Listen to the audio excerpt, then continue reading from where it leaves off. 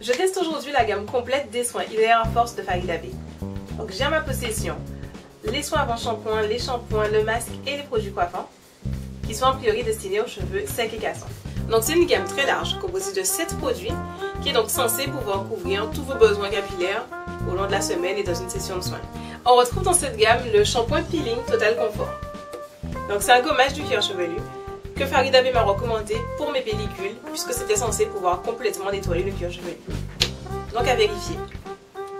Et également ce baume nourrissant végétal qui est censé être absolument extraordinaire.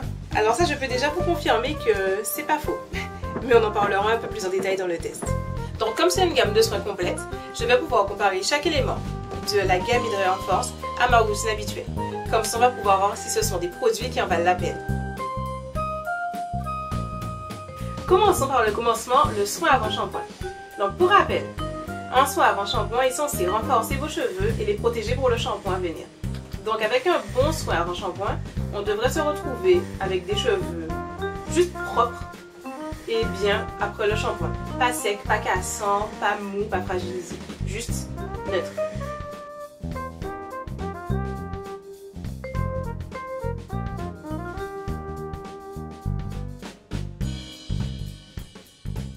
Pour un résultat optimal, Farida Bey recommande d'utiliser en synergie pour le soin avant shampoing le masque revitalisant de nuit et le nectar d'huile végétale. Donc vous mélangez ces deux choses-là et vous l'appliquez sur vos cheveux. Sachant que ça coûte 16 € et ça 20 €. Donc pour une utilisation optimale, 36 € le soin avant shampoing. À ce prix-là, comment dire, c'était bien. Mais sans plus. Ce bain d'huile, avec mon shampoing au savon d'Alep, j'avais les cheveux, ok, moins bien qu'avec mon soin à moi, mais tout à fait gérable.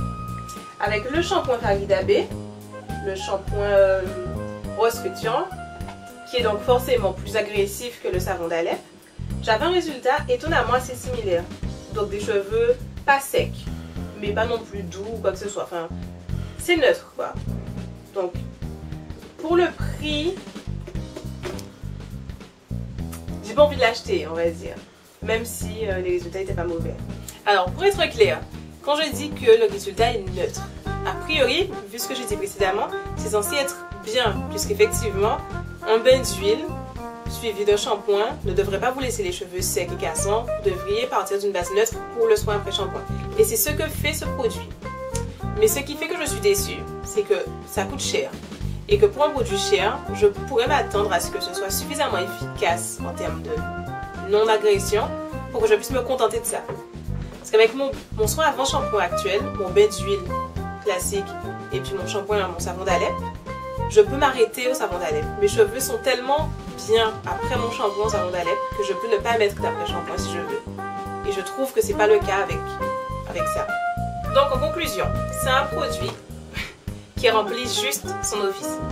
Donc pour au moins 6 € moins cher, voire 10, je l'achèterai. Mais à ce prix-là, c'est pas un bon deal. Et donc maintenant, le shampoing restructurant. Alors pour rappel, un bon shampoing est censé vous laver les cheveux sans les assécher.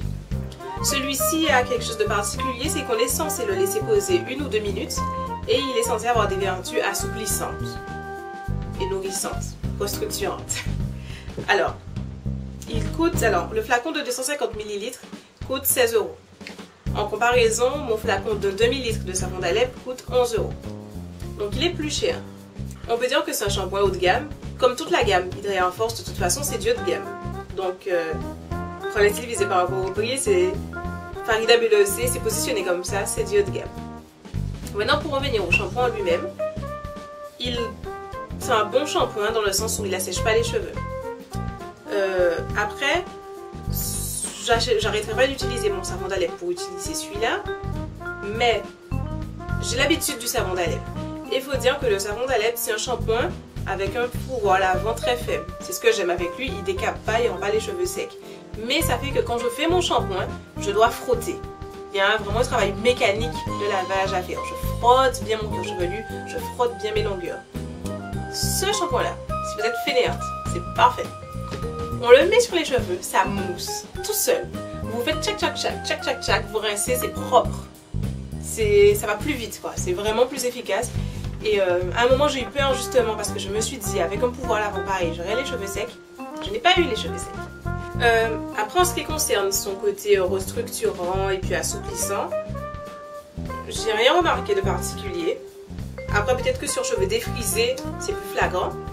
Peut-être que si j'utilisais déjà au quotidien un shampoing un peu plus classique, comme mon savon d'Alep qui est génial, je l'aurais ressenti aussi. Mais vraiment, j'ai rien remarqué. Alors le masque restructurant de jour. Alors, pour rappel une fois de plus, un masque, c'est ce qu'on applique sur les cheveux après le shampoing pour rétablir le pH, pour refermer les écailles et pour réadoucir les cheveux après un shampoing qui est censé être un peu asséchant et agressif. Donc ça c'est pour un après-shampoing classique. Pour un masque, on est censé retrouver toutes les vertus précédentes, plus le fait, puisqu'on le laisse poser sous chaleur, etc., de nourrir les cheveux en profondeur. Donc après un masque, vous devriez avoir les cheveux plus solides, plus résistants, plus élastiques, mieux hydratés. Tout ce qui fera qu'ils seront plus résistants, moins cassants, qui vont pousser et qui seront plus beaux. Le masque soin restructurant de jour de Farida B coûte 20 € pour 300 ml, donc est cher, comme tous les produits de la marque. En général, le masque, pour moi en tout cas, et pour beaucoup, c'est aussi le moment de se démêler les cheveux. Donc, à cet égard, il est bien. Vous se démêlez les cheveux, ça glisse, enfin, ça va. Pour le reste, c'est un bon masque.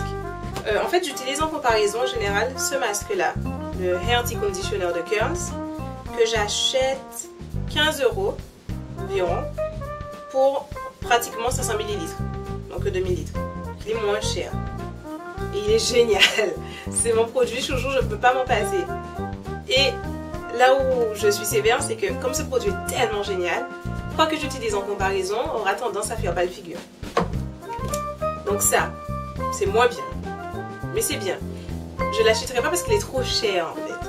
20 € pour ça, ça me peinture très fortement. Et pourtant j'ai une forte tolérance aux produits chers, puisque j'utilise Curls. Voilà, c'est un bon masque. Vous aurez les cheveux souples, hydratés, nourris, etc. Si vous êtes prête à payer 20 € pour ça.